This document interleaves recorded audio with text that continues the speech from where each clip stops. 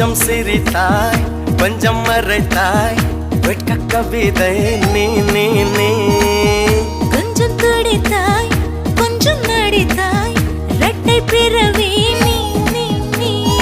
அம்மா அம்மம்மா என் தாயோட்டும் பேசாத மௌனத்தை நீயே சொன்னாய் அப்பா அப்பப்பா நான் யாரோடும் பேசாத முத்தத்தை நீயே தந்தாய்